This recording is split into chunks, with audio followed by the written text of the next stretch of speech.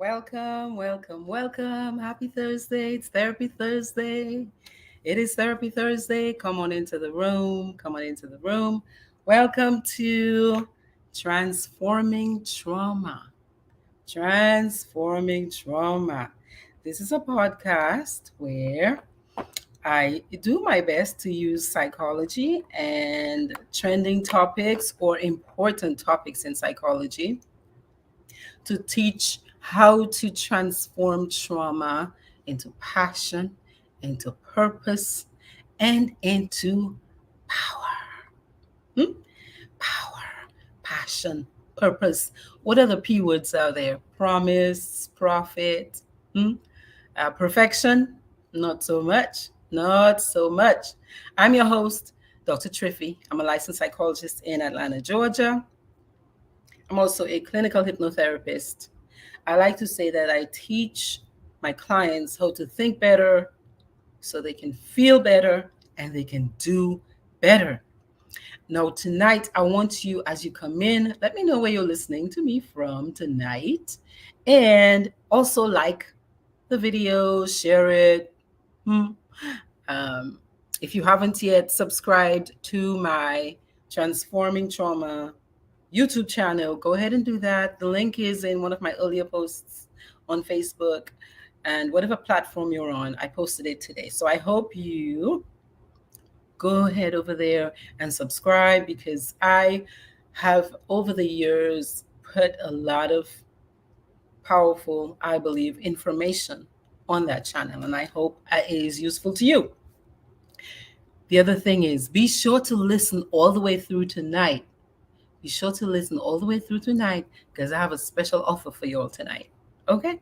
So share the video, let people know that I've started, and subscribe to my Transforming Trauma YouTube channel.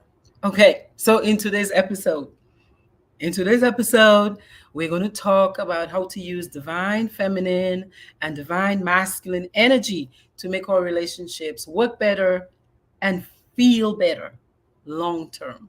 Long term. Yeah. What good is it for us to fall in love and be excited for what, 6 months? If you're lucky, 3 years. And then after that, it's hell on earth. So we want to learn how to use the strengths in who we are to make our relationships work better and feel better long term.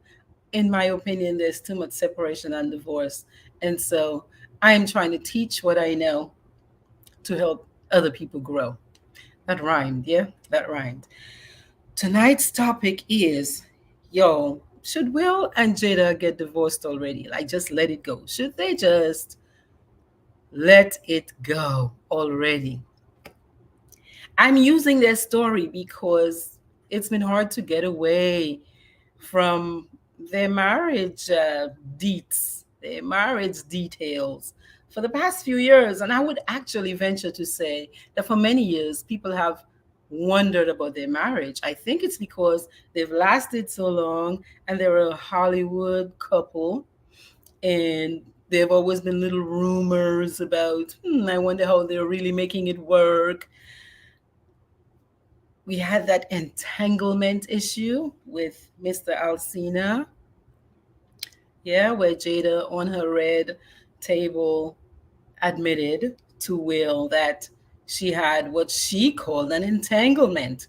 And I bet you now, when you hear the word entanglement, you know exactly what people are referring to. Hmm? In addition, we had the most recent experience where Will delivered the slap heard around the world. So I'm talking about these things tonight. Especially, I'm talking about what healthy masculine energy looks like versus wounded masculine energy or unhealthy masculine energy. So, this is a story all about how Will's life got turned. I'm not going to do it. I'm not going to do it. So, okay, story time. Last year, hmm, like I said, really for many years, people whispered about Will and Jada and the nature of their relationship. And seriously, how many Hollywood couples last for as long as they have? Huh? People wondered what their little secrets were about how they're making it work. Are they in an open relationship? I heard that so many times. Are they in an open relationship? Are they just, like meant to be together? Have they stumbled upon the secret to lasting love? Hmm? And here's a big question, especially after the past few years and most recently last month. Who is wearing the pants in the relationship? Now, I say that not because I am enamored with that phrasing, but because a lot of people think about it that way. A lot of people think about it that way. And some of you, and this one is for Jacqueline Edwards especially, wanted me to kind of talk about the slab and share what I think that's about. Okay, so tonight I will be sharing some relationship lessons, I think, based on their stories, how I think their masculine and feminine energy is playing out in the relationship, how I think Will's masculine and feminine played out in the slab. I'm also going to teach some of the stages of relationships according to one teacher that I like. His name is Harville Hendricks. And I want to offer you some strategies, some tips. I want to take your questions. I want to hear your thoughts. So go ahead, like I said, and share the live. Okay, so what is healthy masculine energy? What is healthy feminine energy? I'm spending more time this year talking about masculine energy because last year and the year before, I spent a lot of time talking about and teaching about feminine energy. I want you to listen to these characteristics of healthy versus wounded masculine and see if you can see that playing out in your life. See if you can see that playing out in that relationship. And when you see it, if you see something, type it in the chat. So I hear your thoughts. So healthy masculine energy looks like this. Your masculine person can be present, can be with you without being distracted by other things. Hmm? Or skirts. Hmm? Healthy masculine energy is non judgmental, allows people to think what they want to think, feel what they want to feel, be who they want to be. Healthy masculine is committed to the mission. So if we are in a relationship, healthy masculine is focused on growing, nurturing, building, strengthening that relationship. Healthy masculine is also powerful, but has deep integrity and a sense of humility. So I think of a servant leader, a person who's aware that they have all of this power and they have charge over perhaps a wife, perhaps children, perhaps a home, perhaps other people, but they're not taking this for granted and they're not misusing it. They're not unkind with the power. That phrase, with great power comes great responsibility, comes to my mind when I think of strong masculine energy. Strong masculine and healthy masculine is focused and disciplined. Focused and disciplined. That means feelings don't get in the way of what has to be done. Healthy masculine is also supportive and encouraging. So it's pushing you along. Yes, supporting my wife. I'm pushing her along. She wants to go back to school. I'm there. Okay, how can we navigate this? We make an arrangement so you can prosper too. Healthy masculine is also honest. Honest. Honest because healthy masculine knows how to keep their word. So they make an agreement, they sign a contract, they make a promise, and they keep that promise. So they won't say to you, okay, I'm going to get off the websites now. And then 2 months from now, you find out they're still on a website somewhere talking to somebody in Timbuktu. Okay? That's what healthy masculine does. Healthy masculine is also accountable. Therefore, if your wife, your woman says, um, we had this agreement, and you didn't follow through. I feel really bad about this. There's no attempt to bully, shame, gaslight meaning I never said that, or you're just crazy, or you're overreacting. There's none of that. Healthy masculine is honest and logical, uses their thoughts, their mind, and is accountable. They make a mistake, man, my bad. Let's keep it moving. As opposed to the, why are you telling me I made a mistake? You made a mistake. I didn't like it. The results were not good. It is what it is. Acknowledge it. Let's move on. Hi, Noreen, is that you? Um, yeah, Noreen says she thinks that Will and Jada should keep their marriage private. Mm-hmm. Keep their marriage private. So now here's the flip side, right? Here's what wounded masculine energy in us looks like. Super, super, super attached to success to the point that they hurt themselves or they hurt other people to get to that point. So you have some really nasty people who don't care how much money they make. They don't care who they have to hurt to make how much money they want to make. That is not healthy masculine. That's wounded masculine. That's feeling a need to overcompensate. And on that tip, a fear of failure, as in, I must be perfect, just terror at failing, terror at failing and doing anything, no matter what the cost is, even cheating, to win. Now, how can cheating be strong masculine when strong masculine is accountable and it's logical, yeah, with deep integrity? It keeps its word. So, a masculine person who cheats is operating from their feminine energy, okay? And again, nothing's wrong with feminine energy. You just have to know I'm on my girl side this week. You understand? So I'm trying to cheat. I'm going to be straight. All right. I'm dipping into my feelings and I'm doing what I feel like versus what I know I must do. Hi, Ryan. Thank you so much, my friend. Excellent information, Ryan says.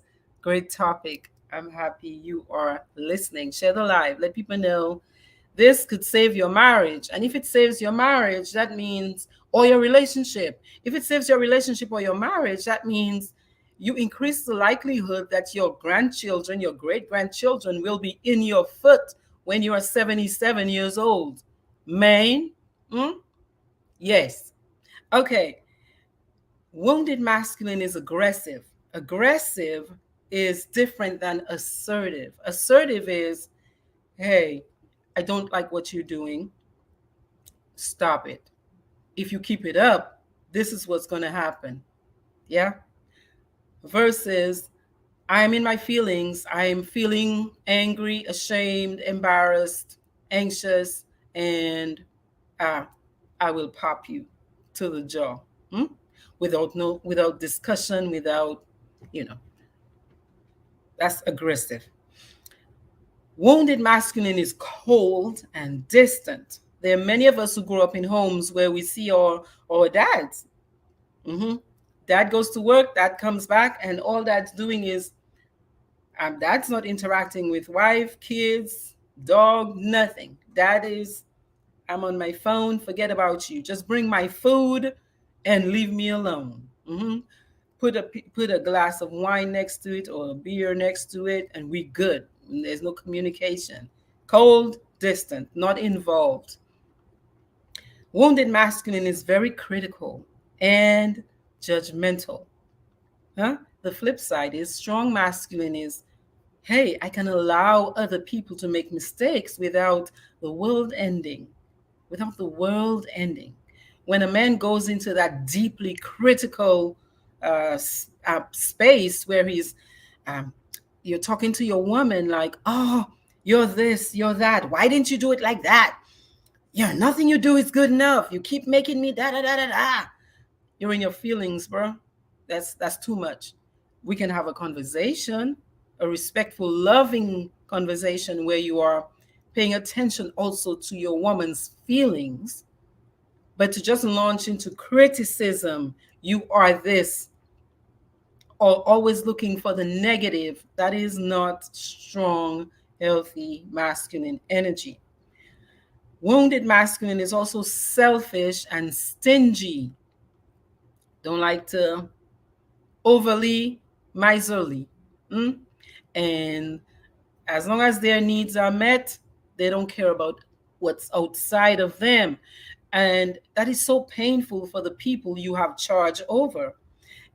How can it be just about you when you are supposed to be the so-called like umbrella for your wife, your woman, your children, your community, your earth, your world? Okay. Wounded masculine can be too thought focused because you've gone too far on the masculine side where you're just so hard, and you're not balanced enough to where you can acknowledge what you're feeling in your body. Even if you are a male human being, you're a human being, and therefore you have feelings. And balance in life means we all must learn how to express what we're feeling in an appropriate way, so that those feelings, we don't filter them through or rage and or act or hitting out, yeah, externalizing our emotions. Yeah, the thing to do is to feel it and express it, to talk about it, to talk through it. Okay. Another thing that you can, another example I could use for wounded masculine is a man who feels like he constantly has to defend himself or is always attacking. No, because if you're grounded in your masculine, you know who you are, and you know you're not perfect, because nobody on the planet is perfect. Yeah. And so you don't have to be making excuses for your imperfection every time you turn around. Some of us have bad habits. Okay. Yes. Please apologize to the women in your life when you keep repeating these bad habits. But I'm going to tell you, repetition of bad habits in a man is a man who is too much in his feminine, because masculine energy that is healthy makes an agreement and keeps his word. Okay. Hi, Havis. How are you, Havis? Good evening to you. Good evening to you. Okay, so that's masculine energy. I'm going to go into healthy feminine now and wounded feminine. Again, remembering that I'm focusing more on masculine right now, okay? But healthy feminine has strong boundaries, meaning you know what feels good to you. And if something does not feel good, you are okay and comfortable informing people around you, this does not feel good, and I don't want that. You must be able to speak up for yourself. I understand that people don't always want to hear what you have to say, but people who don't want to hear what you have to say are not loving you. They're not covering you. They're not interested in you enough to listen to what you have to say. That is what? Information for you to decide, am I going to stay in that situation or not? Okay? Healthy feminine is loving and supportive. Healthy feminine asks for what she needs, is able to be receptive, to say yes to gifts and time and affection, attention, and compliments, and expresses gratitude. When you get, your man is so kind, so good to you, that's not something you got to take for granted. I think a lot of women do that, where because you have a man who's reaching out and holding his own as a masculine man, you're not grateful. You take it for granted. Sometimes you misuse it. That's not cool. Wounded feminine is often looking for other people to tell them they're okay. You don't need anybody to tell you you're okay. You're okay as you are. Nobody's perfect. You're doing the best you can. As long as you yourself know you're doing the best you can. Where you could be doing better, step up and do better. Wounded feminine is insecure. Girl, knock it off. Knock it off. There's one you on the planet. Nobody else can mimic what you do. If whomever you're with cannot appreciate that, it's okay. That means that's not your fit. It's not your person. And that's okay. Yeah? Wounded feminine can show up as desperate for love, also stuck in victimhood. Oh, Everybody's taking advantage of me. I never get it right. Nobody stays with me. They don't love me. Well, you have some choices to make if that's the situation. Okay? So, do you think Will is wounded as a masculine man, or do you think he is acting based on what we're seeing on the outside as a man whose masculine energy is healed, it's healthy, he's done his work, or he was trained in a way where he feels safe enough to be healthy masculine man? Pay attention to this now. Masculine and feminine energy have nothing to do with gender. It's got nothing to do with whether or not you have female or male body parts. Okay? Because we are both. We are both. Me, I am masculine and feminine. You are masculine and feminine. So, really, when you get into a relationship, it's not just you, one person. Think about it as there are four people in the relationship. Okay? And because of our upbringing and because of our cultures, some of us were taught to be either you're a boy or you're a girl. So when you have little boys, they tell little boys, don't cry, get up when they fall. Get up. Why are you crying? Are you a sissy? Are you a wuss? We really beat up our boys badly, and we force them early to assume a posture of being an adult, a man, before their brain is there. Okay? There are many families where the mother actually tells the little boy, you are the man in the house. Please, if you're doing that, stop. Please. He's not a man yet. He's a boy. He's a boy. And even if his father is not in the house, he cannot be the man in the house. You are now the adult. No, you got to tap into both parts of yourself strongly, your masculine and your feminine, to handle that home. Okay, you have to do the work to balance your energies so that when you need to be masculine, you can pull that card out. When you need to be feminine, you can pull that card out. But you cannot, as a mother, put that burden on a child, on a male child. Facebook user says she does not think that Will is operating from his healthy masculine. Facebook user thinks he's got issues to deal with. Hmm? Facebook user thinks Will has issues to deal with. Now, here's the thing. If you're out of balance, because the goal is balance, the goal is getting close enough to where you know what part of yourself you're using and you know why, and you know when it's in your best interest to use it. I'm telling you, my strong belief is that in relationships, except if you two have a different agreement because of the way we're socialized, because of the cultures we live in, because of the churches we were raised in, it's easier, also because of biology, it's easier for the man to lead with the masculine and the woman to lead with her feminine.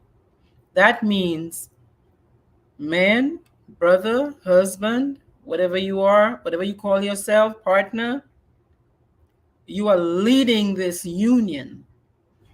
Except if you and this woman decided, no, we don't want to do it like that. We want to swap. We want to take turns. We want to whatever.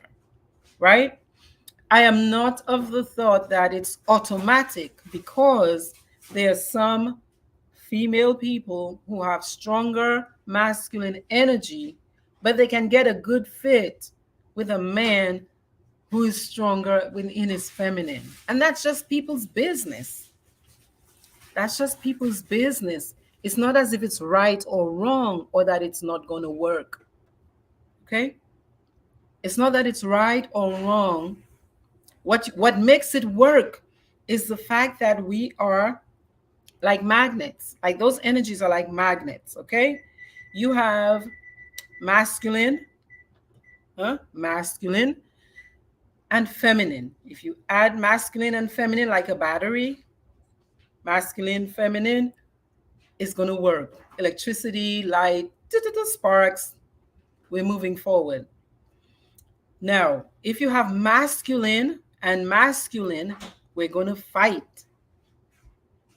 I used the analogy recently, two male crabs cannot stay in the same hole.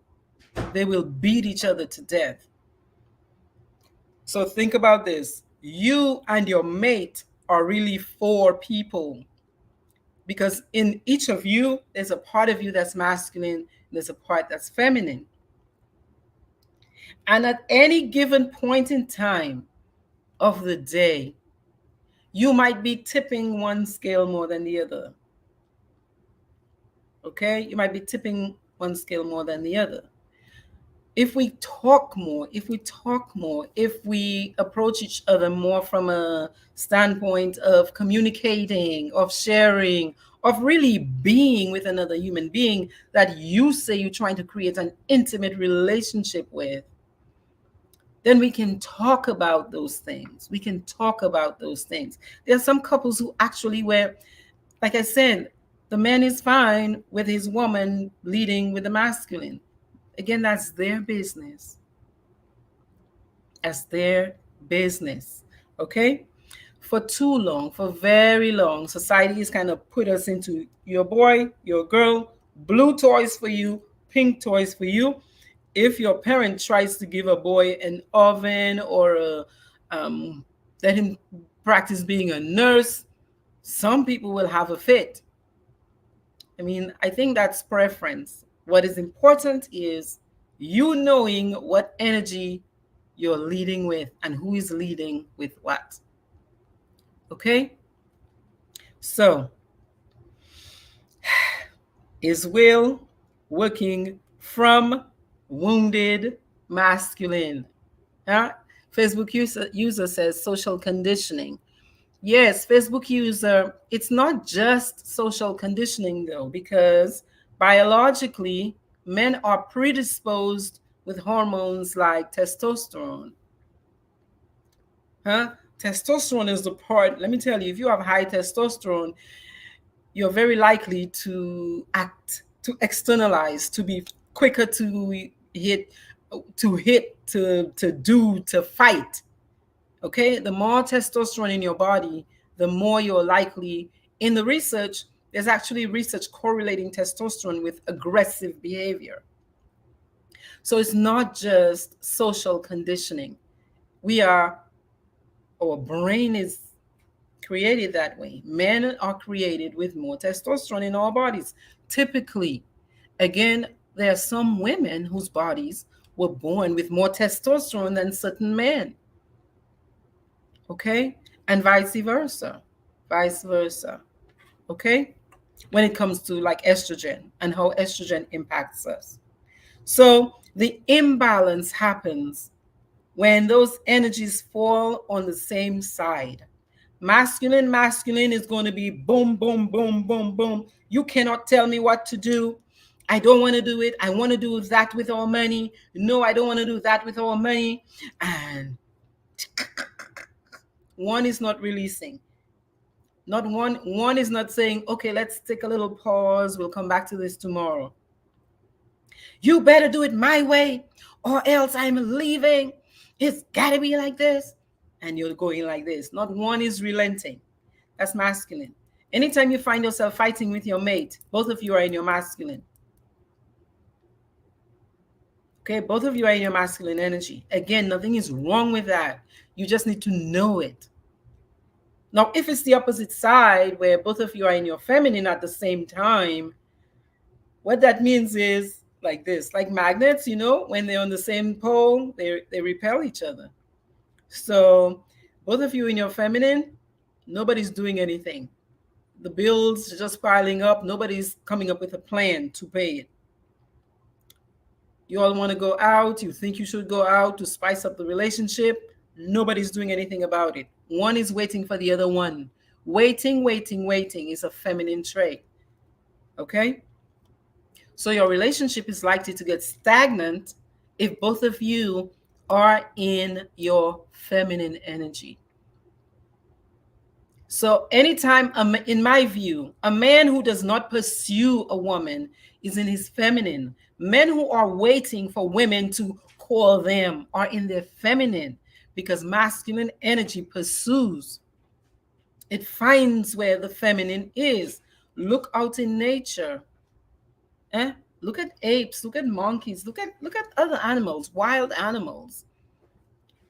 Hmm? If a male wild animal wants a female wild animal, it doesn't sit around and wait for the female to come. No, because waiting is feminine. So there's a new trend where brothers are waiting for women to call them. Man, pick up the phone and call the girl. Call the girl. Okay? Again, I'm not saying women cannot call. Man, that's your business. If that's the way you want to lead, if that's the way you want your relationship to go, you can be the one to initiate as a woman. But don't switch up though. Like, don't give the fella a 6 for a 9, and then you start chasing him, and then uh you get upset with him when he stops planning things and he's just sitting around waiting for you to start. I mean, that's the way you wanted it because that's the way you started it. So be willing to go all the way with it or renegotiate. Okay? Say in the beginning it was feeling good for me like that, but no, I prefer it when you do it like that. Ramona says social conditioning as part of the equation.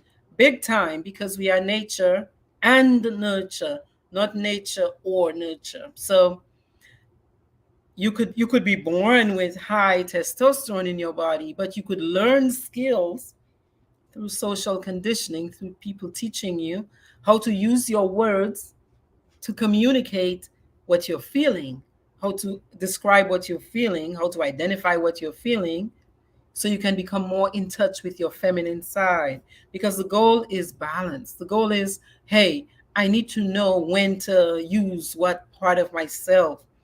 One part of myself is not worse. So, men, I hear many younger men on these podcasts talking about feminine energy like it's less than. It's not less than, bro. It's different. And you must understand that part of yourself. Or else, if you don't, you might do a kind of hyper masculine thing, which is also wounded and distorted. It's out of order. It's too much. And, you know, you're going to lose your woman anyway. If you're just so hard, hard, hard, hard, hard, if you don't want to talk about feelings at all, at a certain point, she's going to give up on you. She's going to shut down and give up on you. So you want to learn both parts of yourself, because that's who we are. That's who we are. Again, a woman with strong masculine energy could thrive with a man who has strong feminine energy. It's just up to them. And the key for us is balance. It's balance. Um, Facebook user wants to know, where is Ramona? Is that you? Where is Jacqueline? Jacqueline might have to see this on the replay, right? So, okay, so think about masculine energy like this. Masculine energy is fire, like doing, going, wanting. I want my home to look like this.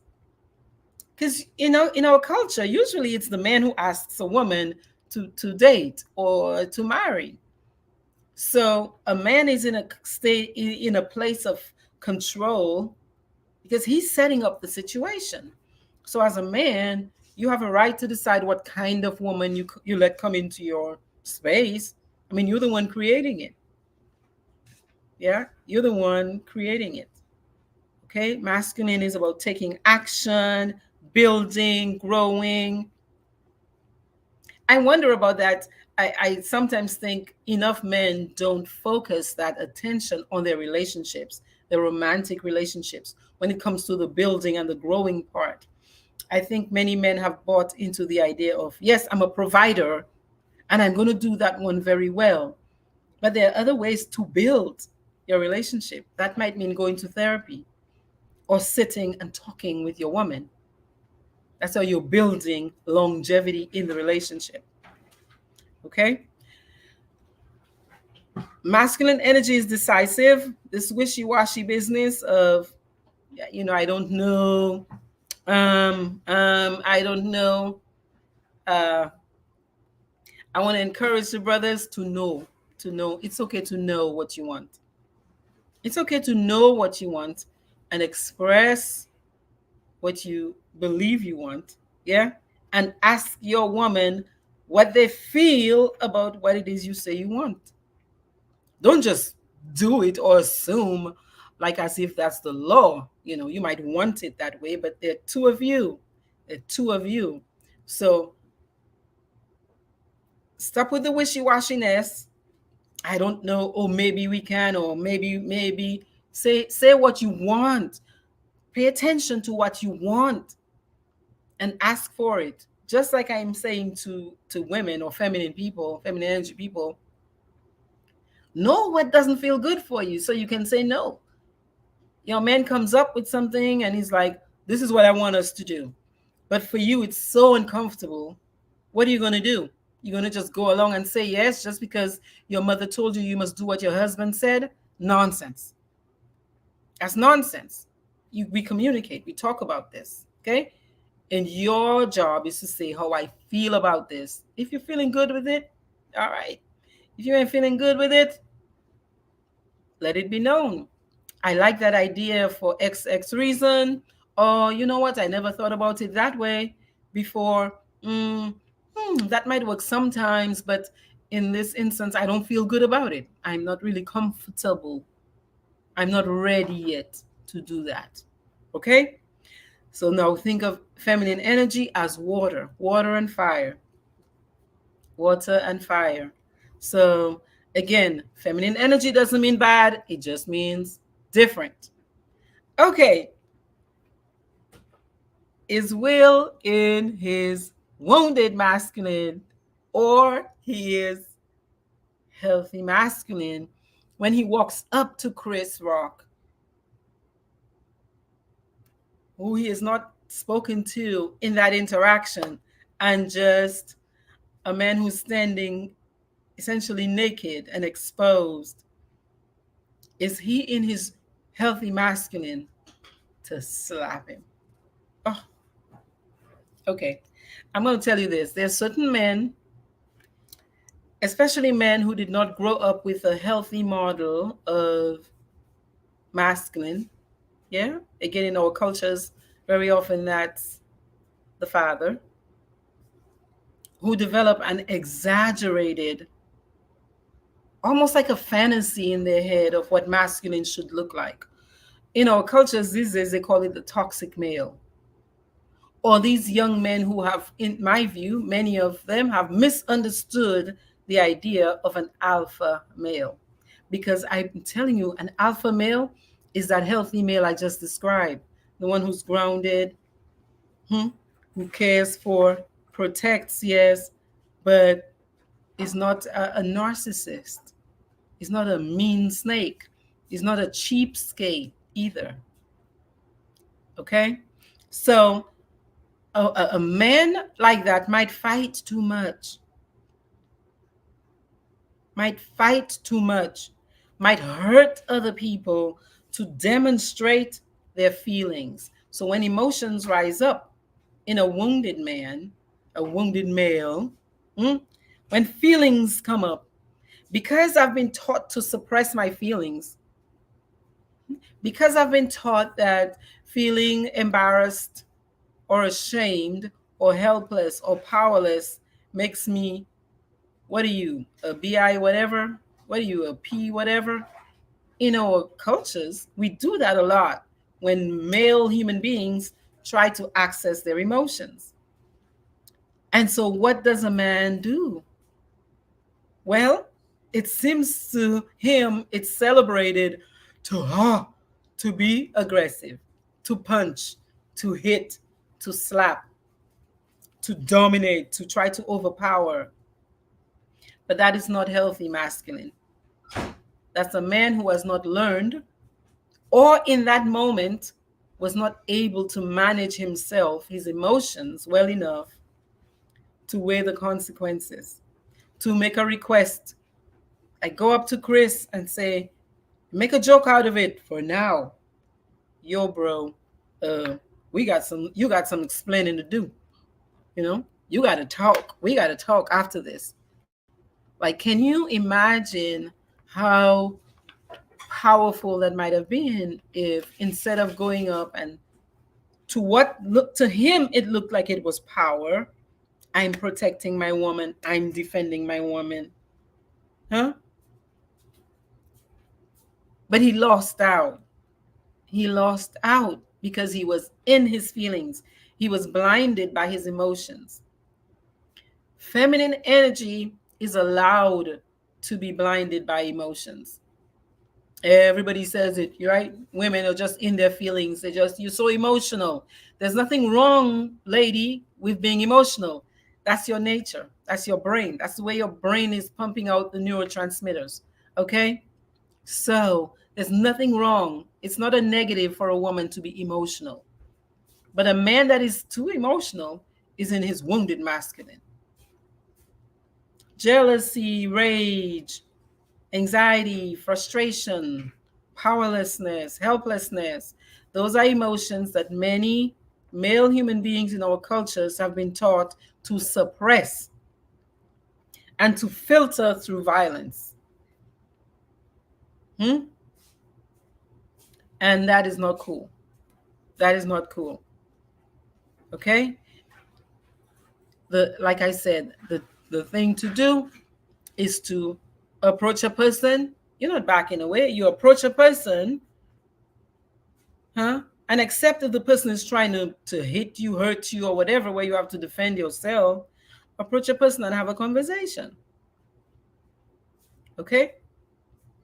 Approach a person and have a conversation. So let me hear some of your thoughts. Good evening, Sandra.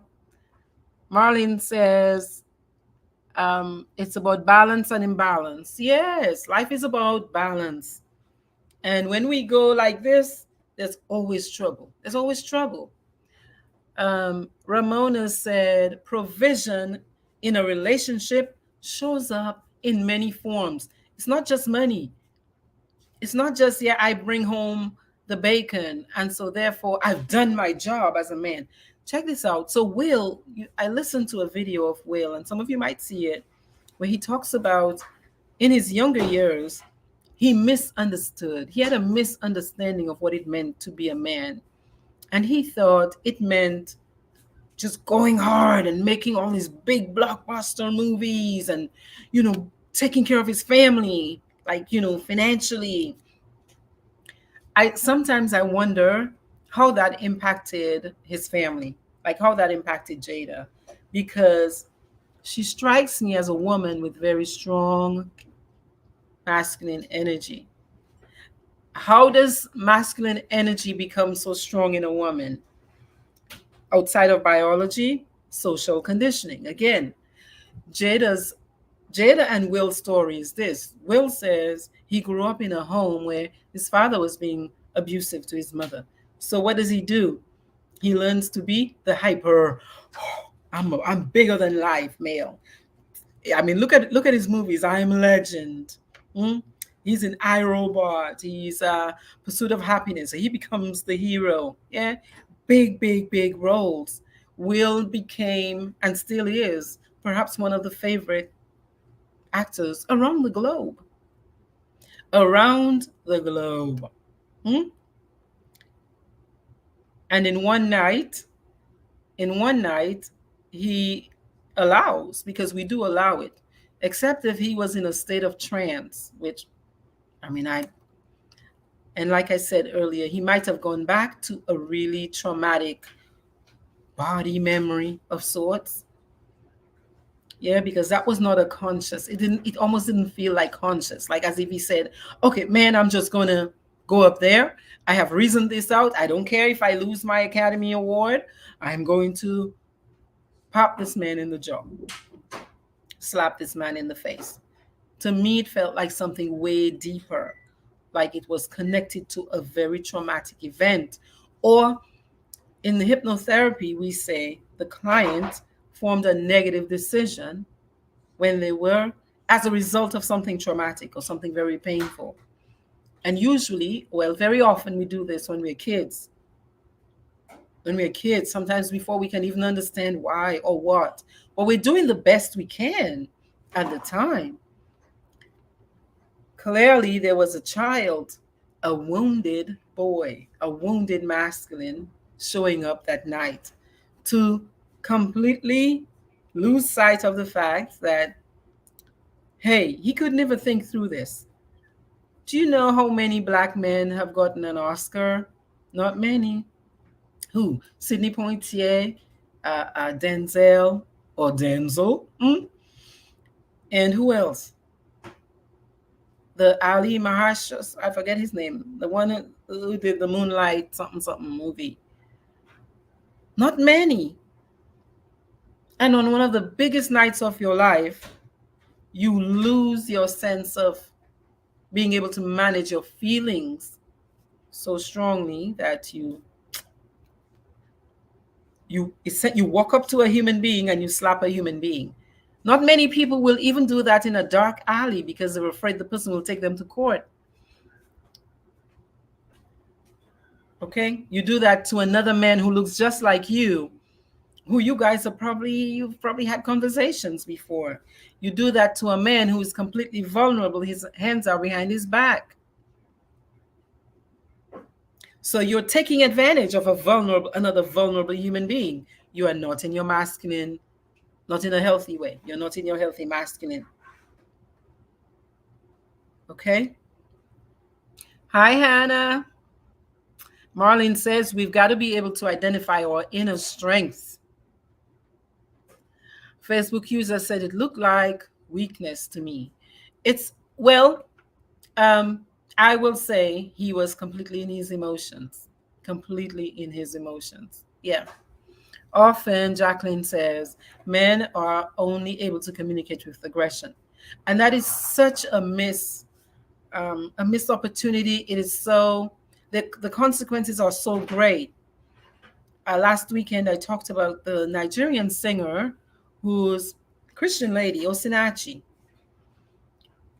huh? Who is now dead because she lived with a man who could not use his words to express what he was feeling and instead filtered it through his aggression. Okay? That is life threatening. It's life threatening. And Will didn't lose his life, but he did, didn't he? Because now he's been banned for what, 10 years from the academy? He's been banned. Hmm? And a lot of the acclaim he's gotten is now tainted. So his name, everything he's worked for, everything he put a lot of his masculine drive for, is now in question and tainted.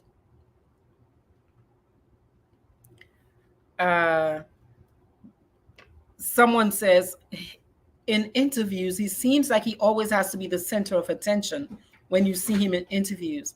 So I listened to one of his interviews recently where he is actually admitting that on the red table, he's actually admitting that with Jada, he got into that space where he was like a little boy trying to please mommy. He was willing to do whatever it took. So before her 40th birthday, for 3 years before he got to planning her birthday. Meanwhile, she's consistently telling him, I don't want anything big for my birthday. But he's not listening to her. He's caught up in the idea of what it means to be a man. Now, for a therapist, like to me, that's very simple. That's easy to address. You do a few hypnotherapy sessions, you get to the root, you get to the source of this pattern in your life that is not working. It's not working because your wife is very upset with you when there you are, you're trying to do something you think is positive. Okay? Now, on that tip. In the interview, Jada says, I was so angry with him that he had planned this lavish event for me. Um, and after that, she just went to crying for like over a month. Look, ladies, please be appreciative. Like, I understand that you didn't like the idea that he did a big thing for you, but please say thank you to men who go out of their way trying to give you, do for you. I thought that's actually not feminine to not be able to. You're not in your feminine energy if you cannot be receptive of a gift. He doesn't owe you a happy birthday. He does not owe you. Your spouse does not owe you a happy birthday. We like it, but they don't owe you. There are many people who don't celebrate birthdays. But for your mate to have gone through so much and put in so much time, I mean, I've known of people who their spouses buy them gifts and they throw it back at them. That is so disrespectful. Even if you start crying and stomping, I don't want this, I don't want this, I don't want this. That's you in your very little girl. That's an immature feminine. For you not to be able to say thank you, even if in your heart you would prefer something else. Okay, say it now after a while, but you have lived long enough on the planet to know you're going to hurt this person's feelings terribly. It's very, you can do better than that. You can do different than to be like, I don't want this, I don't want this. Yeah, that is distorted feminine, where we because in a way it's kind of bossy, and bossy in the sense of this is what I want. You're in your masculine when you're there. I that's not good enough. That's critical. You've now become his mom, his mother, to say, ah, have a conversation with a person. Have a conversation. And still, a birthday, they don't owe you anything. It really, your mate does not owe you a birthday gift. Like, who made that rule? You know? So someone says that she was in a depressive state at the time. I get that she was in a depressive state at the time. There's something I say to clients, especially clients who have a history of bipolarity in their depression, which means there are some people who have very rapid shifts in their mood from euphoric to very depressed. And that can be very challenging, right? One minute you're feeling good and happy and excited and you're on top of the world, and the next few hours you're down in the dumps. Even for people who struggle with that diagnosis and those symptoms, I say that what I'm feeling is different than my actions. So again, I like to say, think differently or better so you can feel better and do better, because we must separate our actions from our feelings, and those must also be separated from our thoughts. Just because you're thinking you would prefer a different gift and you are feeling disappointed does not mean you have to throw the gift or start stomping off or start crying and lambasting your mate. That is disrespectful. I will never go for that. Disrespectful. Yeah. So have Dave, you hit on a point that I'm coming to. So I've been thinking about this. So Dave says, is it possible that we're over analyzing his state of mind? Could it possibly be that he views himself as so strong? Again, he's into that idea that I'm a superhero, I'm big, I'm larger than life, and privileged. That is very correct, because you have to see it like this. This is a man. A man is on stage, a human being is on stage talking with their mouth, saying what they want to with their mouth. They haven't touched me. All of us have grown up, even on the school playground. Your parents tell you, hey, I'm going to give you right. If they hit you first, then you hit them back. Like, who died and made you God that you're going to walk up to a man, another human being, and touch their person? Like, that is so that is really a sense of privilege, an entitlement to think, oh, I have decided that I don't like what you're saying to my wife or my woman, so I'm going to physically attack you. I do believe there was some of that in there. And again, it's locked into that wounded masculine where instead of just power, I'm not, I'm bigger than. Now I'm bigger than. And I will do whatever I have to do to not feel this sense of outrage that I've decided belongs to me because somebody's saying something about, they're making jokes about my wife's hair. Like, I'm still trying to get it. I understand about the medical thing. I'm still trying hard to cut him some slack, but it's hard for me. It's very hard for me because your wife is also an actor. Your wife is, it's not as if your wife is a homemaker and somebody's, picking on your wife. Your wife is as tough as you. She's an actor too. This is your playground, Everybody knows everybody. Your wife is not a vulnerable little thing. You're dealing with a strong woman. We know how strong your woman is because your woman looked at you with steel in her voice and said, yeah, that was an entanglement. Uh-huh. So in my mind, there was also some of the having to make up for being dragged the past few years with that Alcina situation, that August situation. I think it was like, it's hyper masculine. It's too much. It's hard for me to get some water to wash him with this. Um, Heavy says, most men will be men if women understand the role of a man. Both parties need to re-examine their roles as nature, as God, as you say, as God designed it. Men need respect and love, but women need love, protection, and security. I am on board with that.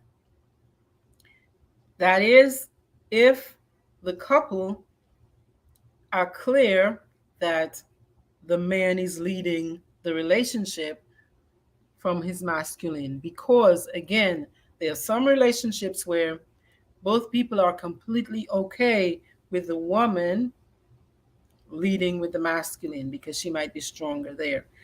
My job here is not like, I don't really care about who decides it because we are four parts when there are two of us together. My masculine, your masculine, my feminine, your feminine. The feminine parts of us need security.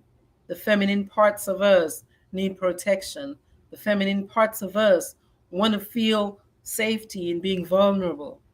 The masculine parts of us, they do the covering, they protect, they provide, they cherish that part of us. Okay?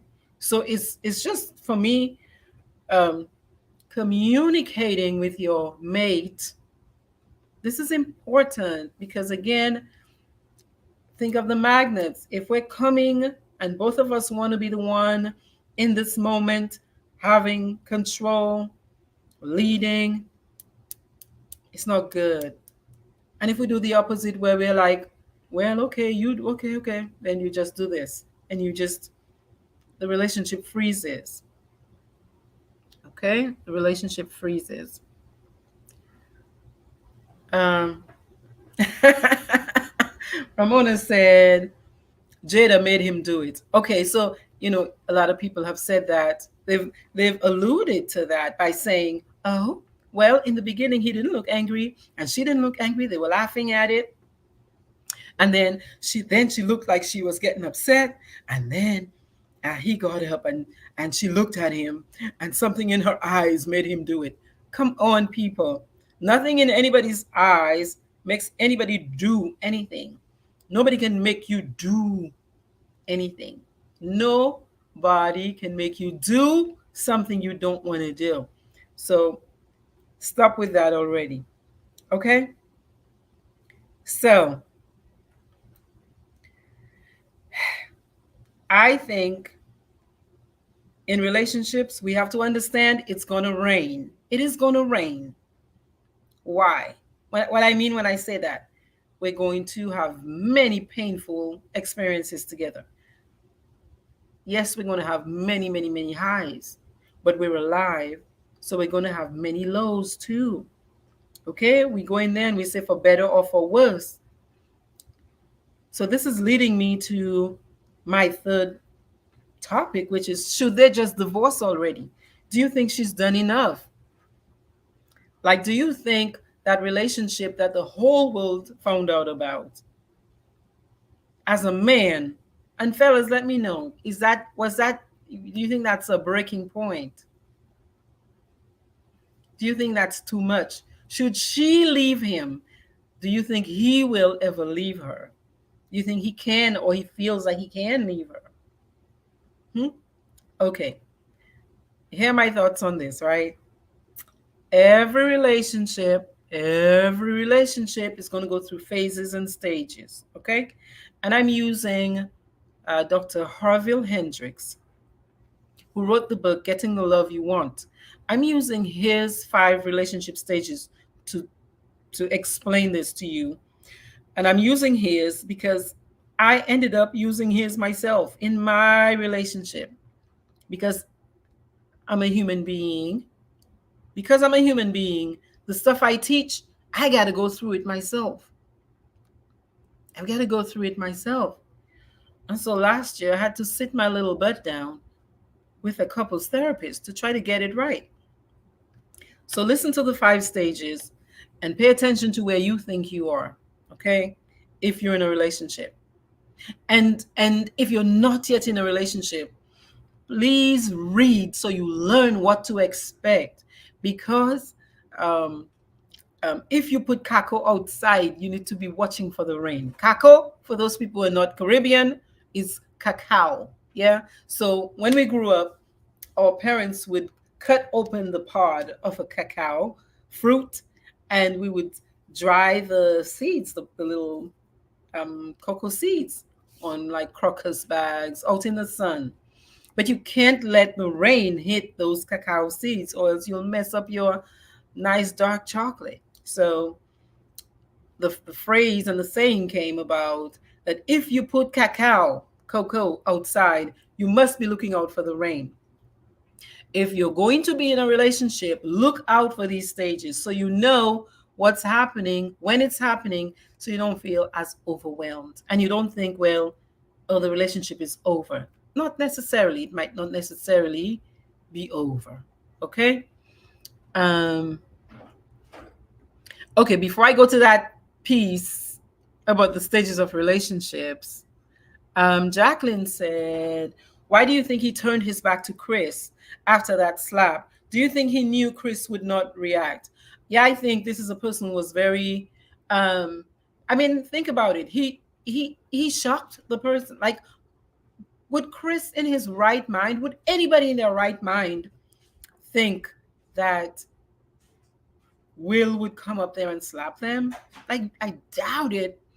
So I think he knew Chris was not going to react. I think if it was a physically more imposing man, he would not have done that. I think because he knew for sure, hey, I'm taller, I'm stronger. He did it because monkeys know which trees to climb. A monkey knows which tree to climb and what tree not to climb. And clearly, what Dave was saying earlier, in his head, he was strong and powerful, and he could do that.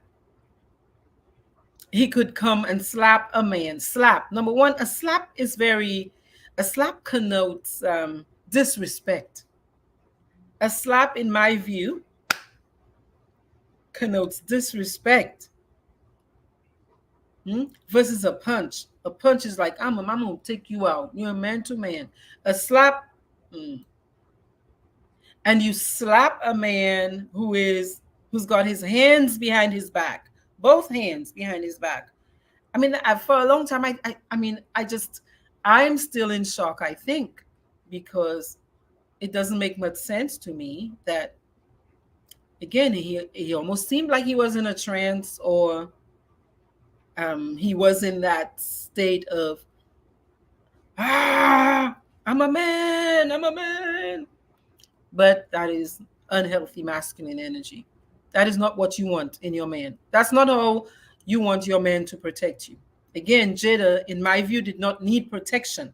She's an actor too. She's not a woman who was like, who's not part of the industry to say, well, she's a stay-at-home mom and you're taking advantage of my wife by talking about her hair. That was too much. So Carlos says it's not a boyfriend girlfriend thing, it's a marriage. So that's on another level. Carlos says, I honestly think I would not stay. So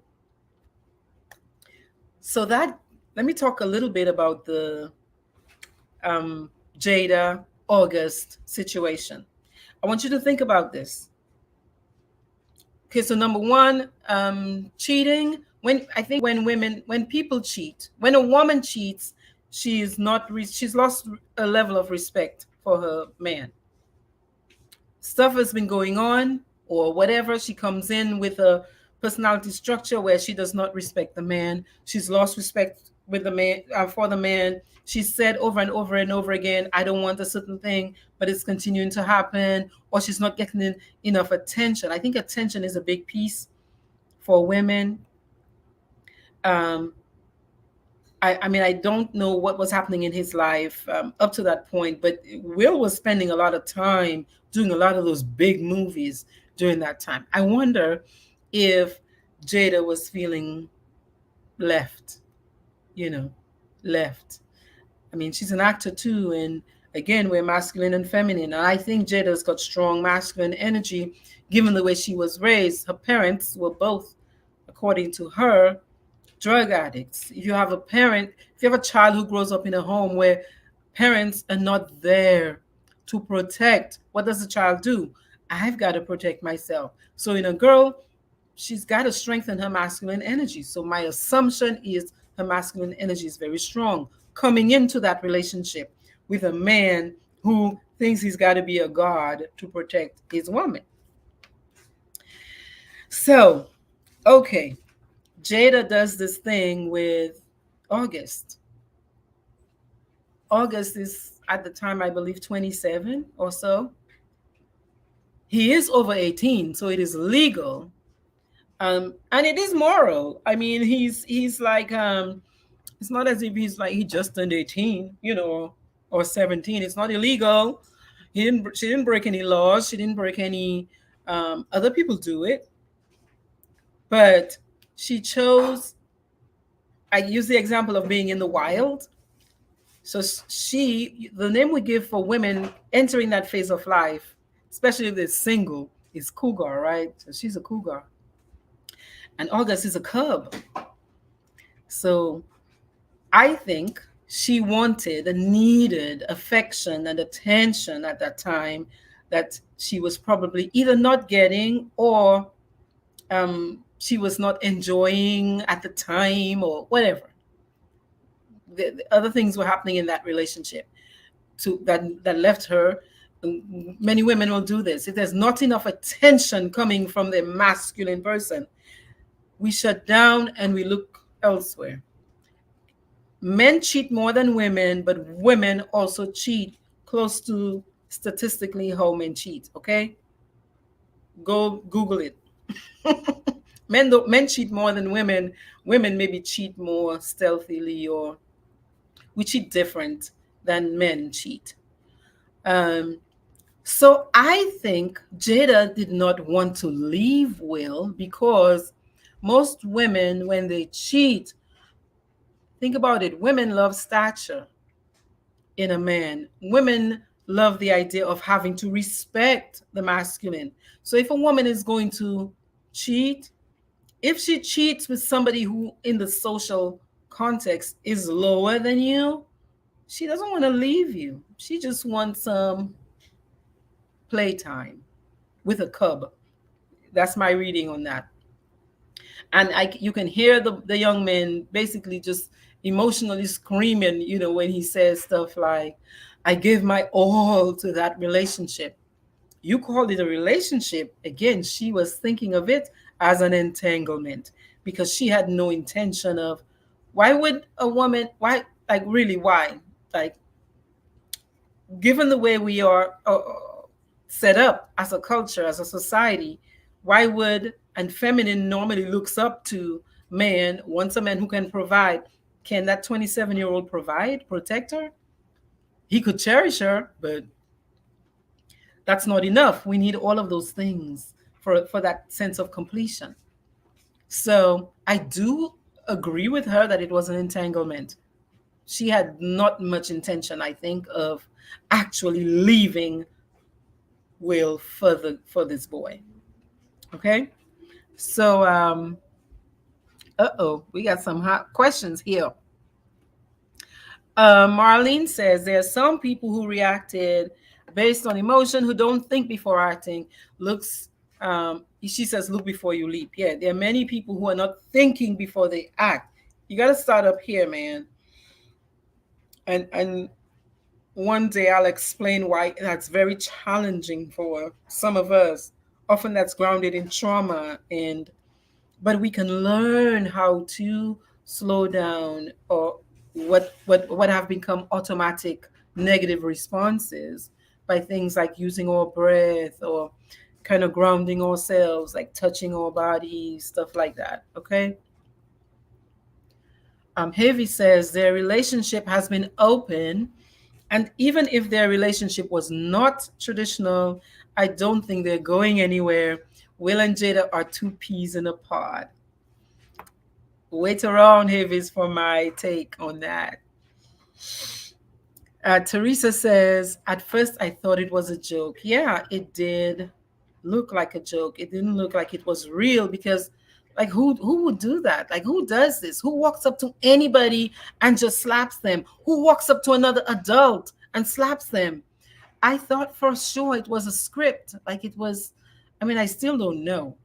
I was telling somebody the other day, well, look, in 5 years, don't be shocked if you find out that Will got paid and Chris got paid for this little skit they did, because it's hard for me to understand that an adult thinks it's okay to walk up to another adult to slap them on the street, much less for somebody who seems to have common sense, and much less for somebody who knows that they're live on TV. It doesn't make much sense. Doesn't make much sense. Yeah. So let's talk about those stages of a relationship so that you don't lose hope when you start going through the fire of your relationship. Also, so that you know to prepare for rain, because you will be putting cacao outside. Yeah, cacao. Your cacao is going to be outside once you say yes to a person, or once you ask a person to be your girl or your woman. Your emotions are the cacao. Okay, all the feelings that come with being in a relationship, that's the cacao you've put outside. Your vulnerability is on display. Your heart is out there. And some people, if they don't know how to love, could trample on it. You might say they'll trample on it. So stage one, according to Harville Hendrix and his wife, is romance. Ooh, you have physical symptoms. You got the hats for the person, right? You walk around with a big smile on your face. The sky is bluer. The trees are greener. You start becoming even a little grandiose. Man, I found the one. Everything they do for me is magic. Every little thing you do is magic. Yeah. How could I be so lucky? I'm the luckiest man in the world. Stage two. Stage two is inevitable. Stage two must happen because, of course, you have your perfect period. And of course, nobody's perfect. So our imperfections must start showing. They must start showing. We get more comfortable with people. Hmm? Right? You relax a little more. Where you were always on guard the first few months, maybe. Now you get a little comfortable. and your unconscious patterns start showing, those patterns that you yourself are not even aware of. I do you know what your face really looks like? Think about it. Except if you look in a mirror, which really, are you seeing your face the way other people see your face? Uh-huh. We need other people to mirror to us what we're doing and how we're doing it. So we exist in conjunction with other people. Okay? This person sees me like that. That person sees me like that. This person sees me like that. But very often we have these patterns, these things we do, and we do it and we're not even aware we're doing it. Okay? And yours is starting to show up and mine is starting to show up at the same time. So now you're starting to realize that they'll tell you, hey, be on time for our date. But next thing they come into you an hour late, 30 minutes late. Now you're starting to realize, oh, they said, yeah, they drink a little now and then. Now you realize, oh, that little now and then, that's an every other night business. What's going on? Do I really know this person? Why do I keep making these mistakes? Why do I keep choosing the same person? Is this a problem? Can I really? Ooh, why is God doing this to me? Poor God. Yeah. You start getting afraid, anxious, irritated, sad. And then stage 3 starts to kick in, where you've got to make a decision. Am I going to back away? This is too much. I can't. Oh, that person's crazy. Too much for me. Or some of us, what we do, right, with the backing away, here's what backing away might look like. We start to withdraw, we start to withhold, we start to project our feelings onto other people. Or if we're wise and we're really serious about building an intimate relationship and a connection with another human being, if we're wise, what we do is we start taking responsibility for our own feelings, asking for what we prefer, communicating what doesn't feel good, and appreciating what feels good. If we're wise, that's what we do. Or if we've decided, okay, that person is kind of worth it enough, they seem like they have enough, at least on paper, for us to do that too. Stage 4. If we do that, we can stay together in the union. But a lot of us, that masculine and feminine really shows up here because we start being very critical. We start being very moody, or emotions take over the situation. Okay?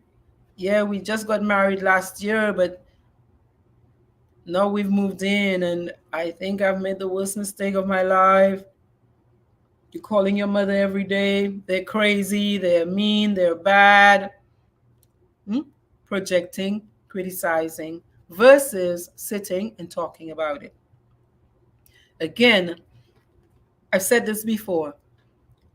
There's very little trouble with our masculine and feminine when things are going well. It's in that stage of a relationship where those unconscious patterns start to show up. That's where you really need to know who's leading with their masculine and who's leading with their feminine, because that will teach you how to talk to each other. If you are the feminine person in the relationship, this is not where you start criticizing your man. I had a couple come to me, and he was Jamaican, she was American. And she told the guy, when they got to that stage, she said to him, I don't know who raised you. I don't know who raised you. Where did you come from? Oh, he was so affronted because he's like, you're talking about my mama? You're talking about my mama? My mama raised me. My daddy raised me. And he felt so disrespected. They ended up breaking up over that, over that, because they chose not to communicate with love and respect. Everybody has a right to be different. Everybody's going to be different. But we can talk about what we're feeling based on what a person is doing respectfully and still with love, like still with the intention that, oh my God, we'll make our way through this. We'll talk through this and we get to the other side. But stuff falls apart when we don't want to do that. If we can do that, like I said, you get to stage 4, which is called the result. Mm?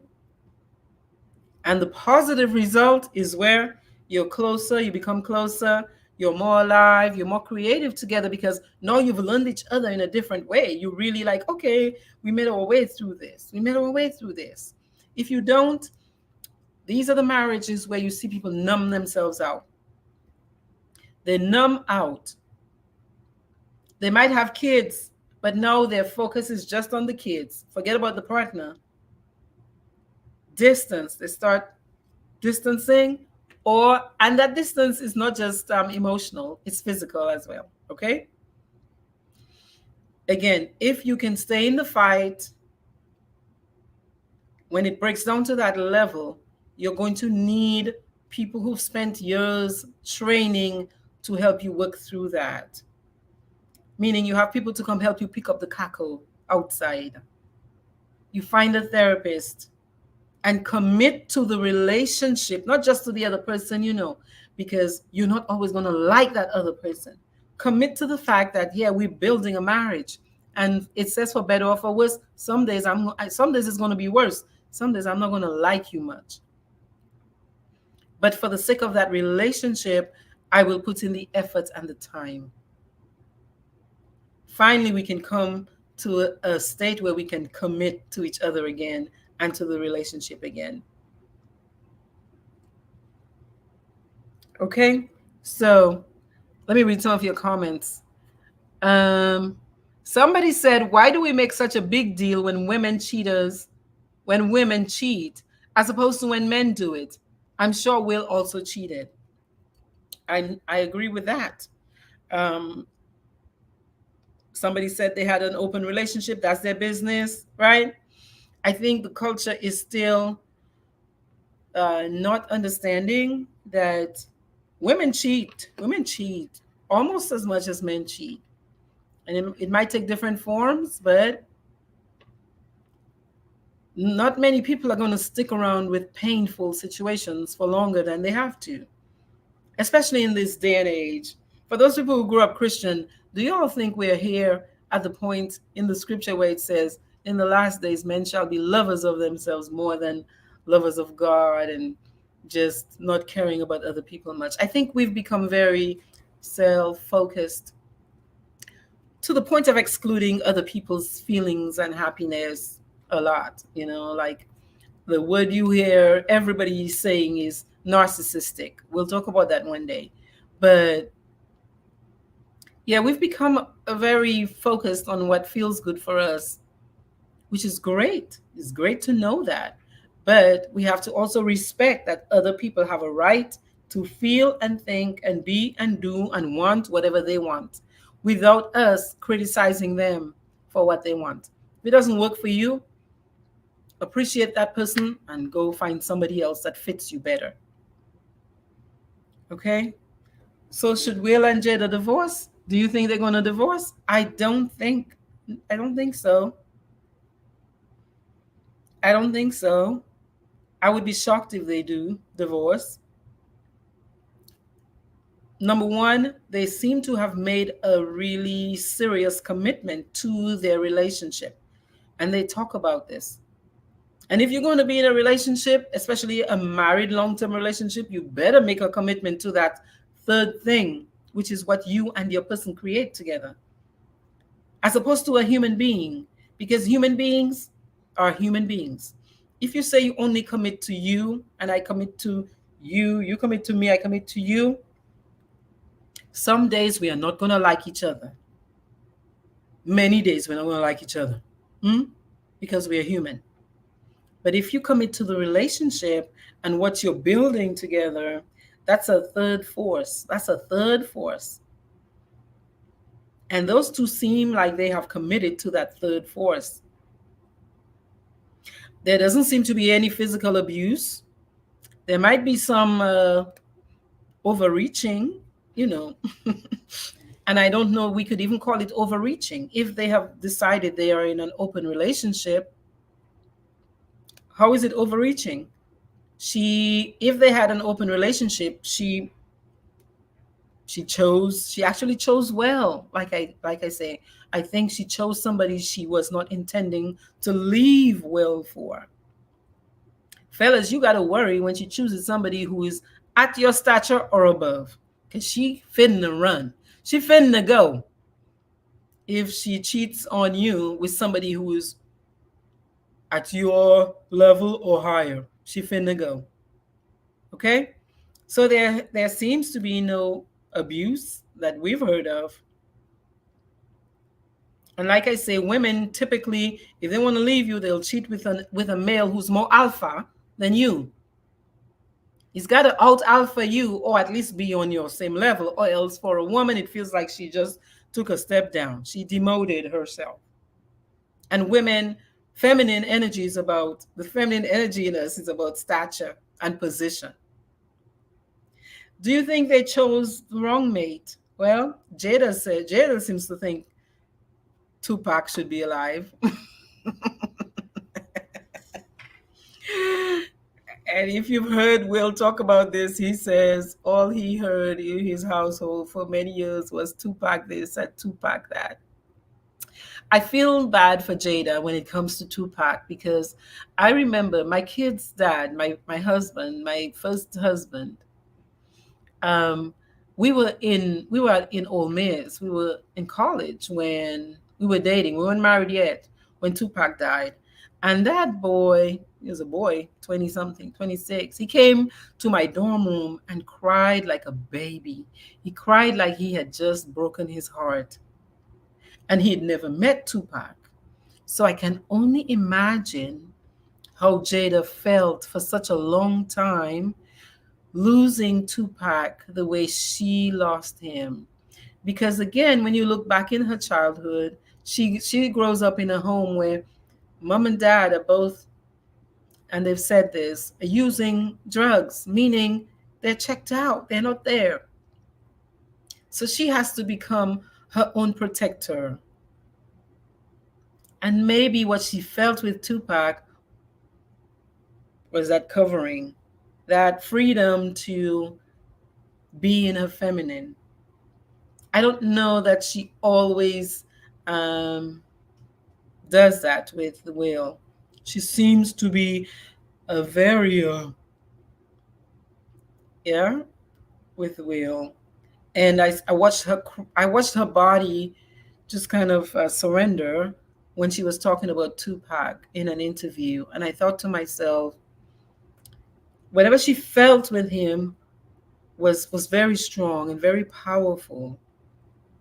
And when you lose a person like that, it is gut wrenching, and you go through a lot of pain for a long time until you can make sense of it. And so there you are, you have Will who comes in with his need to overprotect, and Jada is like, she said she didn't even want to get married, but she got pregnant. And how many of us this happens to, right? You don't really want to get married, but the people around you say, yeah, you got to do it because the baby's coming. So I have some compassion for her there, for sure, for sure.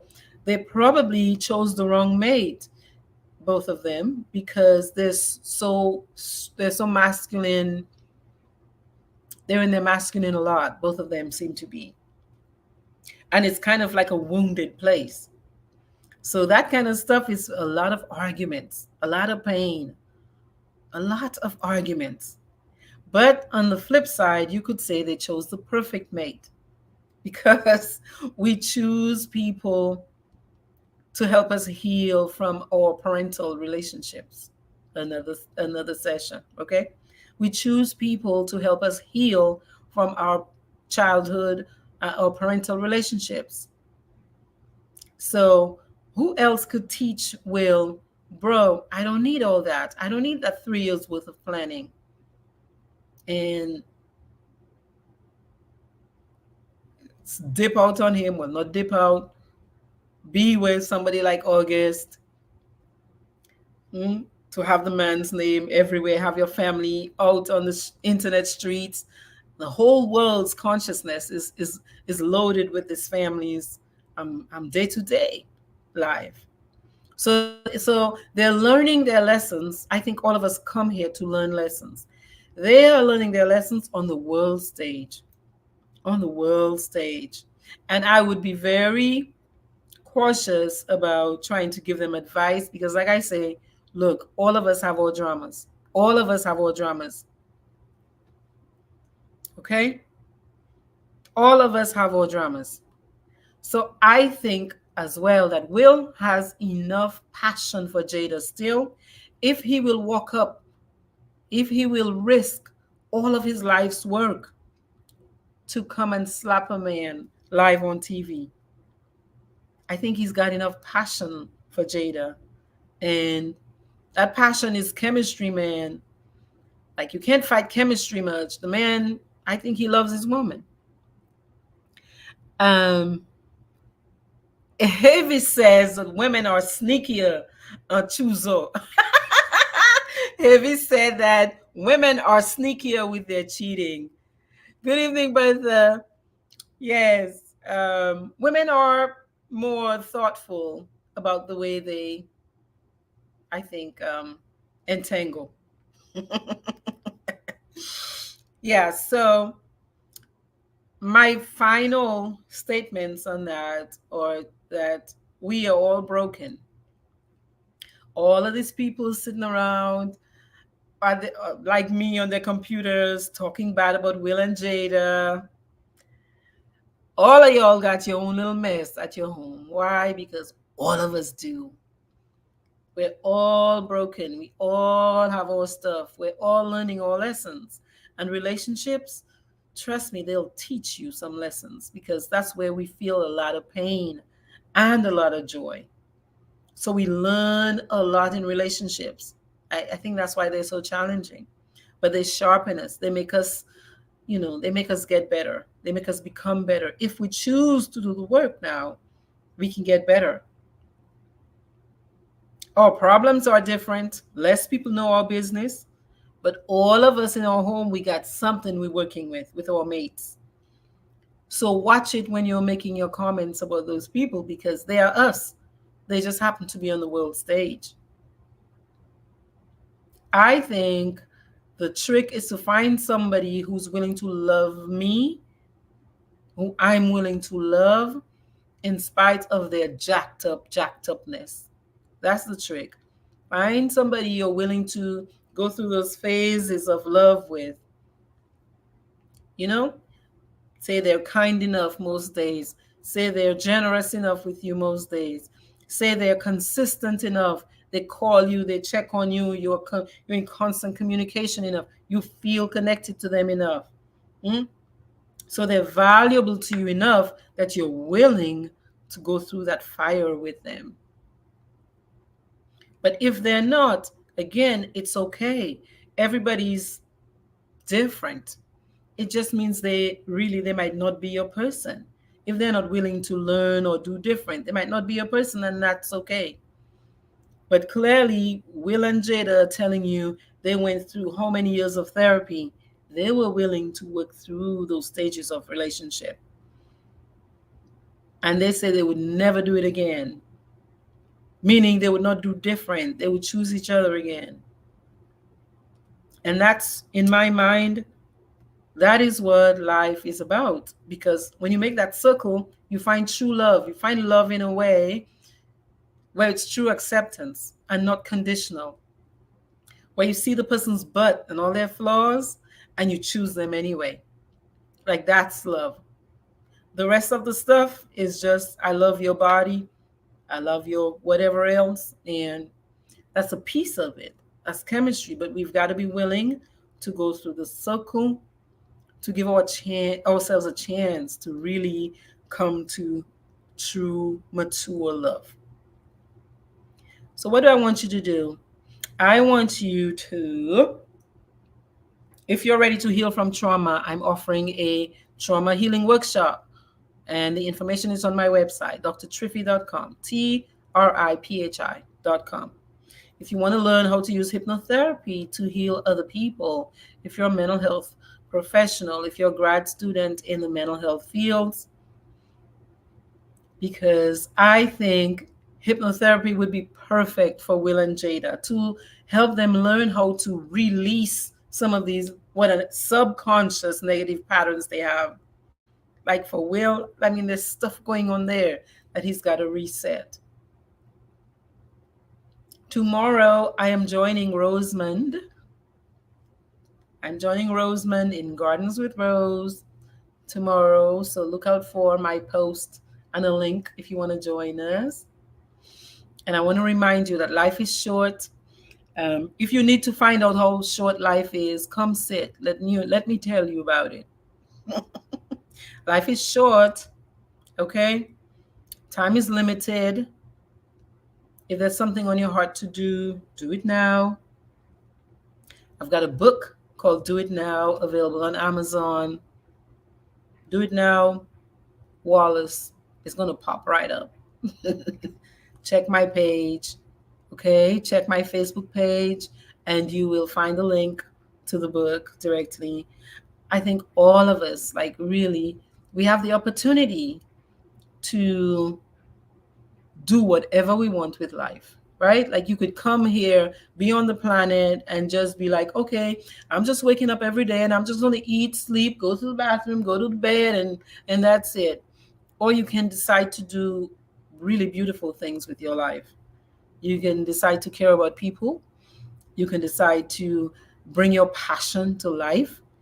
You don't have to be doing what I'm doing, but your job is to find out what lights your spark. Your job is to find out what lights your spark, because this experience of ours, of this life, it goes by so fast, and it's like poof. Okay, so yeah, um, I want to remind you that it is possible to change the way you're thinking. All of us are vulnerable to what are called automatic negative thoughts. Okay, they come to us. We make these decisions, many of them in childhood, and they work for us when we're kids. But there's no need to be a greedy, selfish person at 42 just because you were afraid as a child that you wouldn't have enough, or somebody was maybe threatening you or being unkind or whatever. Yeah, you can make new decisions with your life. There's no need to walk up to grown men and slap grown men because you think, oh, I'm supposed to defend all the women in my life. At 40, whatever, your woman knows how to care for herself. You think Jada wouldn't give Chris a good smackdown? She knows how to care for herself. Okay? And yes, like Havis is saying, we're all broken vessels. And broken things need to be healed. We're always a work in progress. Always a work in progress. Okay? There are ways to take care of yourself. Find a therapist, read a book. The book I want to recommend to you is Getting the Love You Want by Harville Hendrix. Getting the Love You Want. And this book is so powerful. I know it changed my life. I'm very grateful. That couples therapist last year was amazing. That book will teach you how to recognize those childhood patterns that are showing up unconsciously in your relationship, and how now to communicate so that it doesn't throw you off and it doesn't lead you and your mate down the path of unrighteousness. Okay? And you can choose to leave the relationship you're in right now. But if you're not being, I think abuse is a no-no.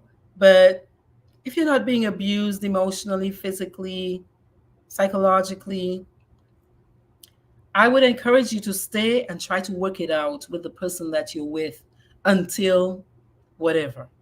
Because the next person is going to be another broken vessel waiting to be healed. And you're going to have to do the cycle all over again.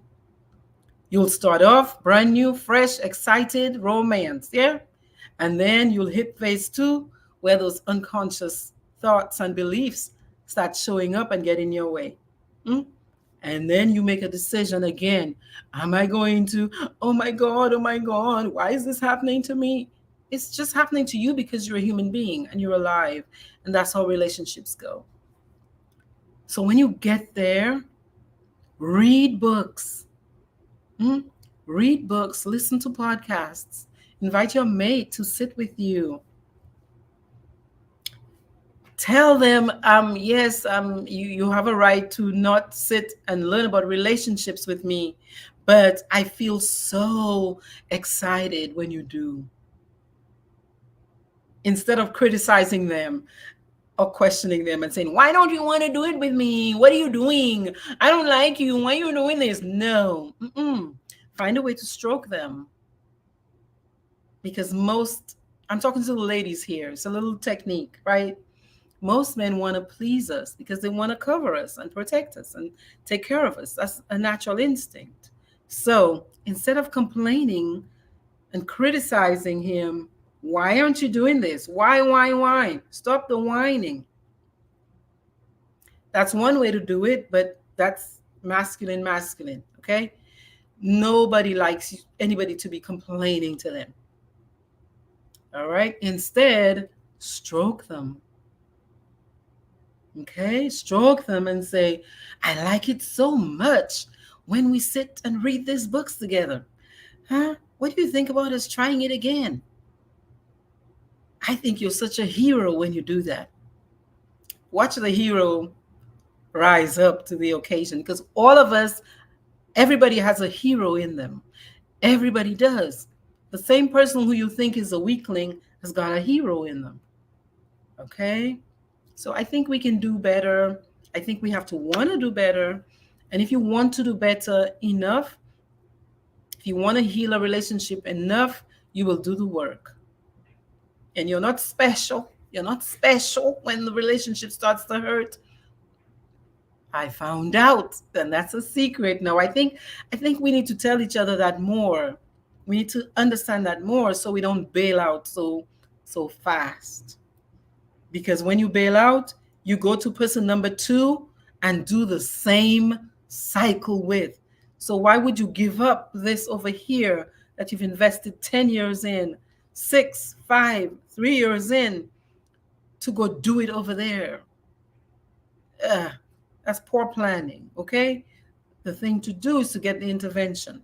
Couples therapy, read books, go to workshops, go to couples retreats. All right? My sister Courtney is on the high trip. Hi, Courtney. Hi, Kimmy. How are you guys?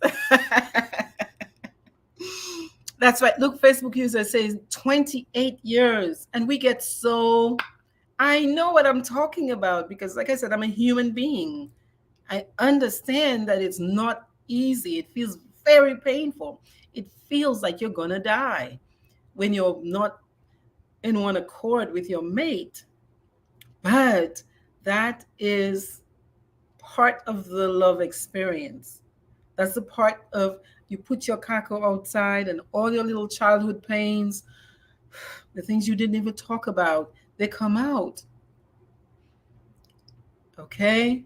We get to the shadow side of other people. We get to see in the beginning, we see their light. Then we start seeing their shadow. And you have to decide if I'm going to accept this darkness about my person, understanding that my person is a human being. Like Heavy said, a broken vessel to be healed, just like me. And so when we understand that, if our commitment is to that third thing, the relationship, we'll do the work. We will do the work. So perhaps the thing to do is to find people on the front end that meet enough of your criteria, that you feel good enough with, that you have the energy to do the work. Choose better on the front end. Somebody who's as close to your ideal as possible so that when that phase hits, you have enough passion for them still to put in the effort. Okay? Because it's going to come, it's going to rain. It's going to rain on your head. All right? Okay, so I want to tell you all thank you for showing up tonight. These are my thoughts. I don't think Jada and Will should leave each other, except if, I mean, to leave each other and go to whom and why? And all of their worst is out in the streets already. What's the point? And they've come so far already. What's the point? What's the point? Yeah. Will is not a victim. He's a grown man. And if he's acting as a victim of Jada, that means he needs some therapy. And I hear they're in therapy. Okay. So, yeah, that's his wife. That's his choice. And I think they'll be fine together. Those people seem happy together. Havis, what did you say, Havis? Yes. Good night to all of you. Bonne nuit. The first person who says, the first person who knows what city or what village in Dominica I was born in, if you can put it in the chat, if you know the village, the city, or the city I was born in Dominica, I'm going to get your address and send you a book. I'm gonna send you a Do It Now book. All right? Meanwhile, go to my website, check it out, see if there's a way I can support you. I'm not doing individual therapy right now. I got another, this is what? April, May, June. I'll start doing individual therapy about July, because I am giving myself time to properly heal. Yes. So I want to wish you all a good night. I might be able to support you in a group setting. Life is short. Do it now. Carlos says, I know where. Well, if you know where, you got to type it in the chat. Type it in the chat. I want to see. If you all know. Teresa says cottage. Heavy says Point Michelle. Teresa says Portsmouth Hospital. I'm going to say, Teresa, ding, ding, ding, ding, ding, ding, ding. Teresa, you get a car. Yeah. So yeah, I was born at Portsmouth Hospital. Yeah. I grew up in Cottage, but I was born in Portsmouth Hospital. So, okay, y'all. I hope you have a wonderful and happy Easter. For those of you celebrating Easter, take care of yourselves, take care of your families, and learn how to love, yes, yourself first. But if you're choosing to be in a relationship, make the commitment to the relationship so that when times get hard with your mate, at least you can hold on to that third thing you're building, that relationship, and you will do the work to keep moving forward so that your relationship can work better and feel better for you long term. All right? Peace to you. Have a wonderful night.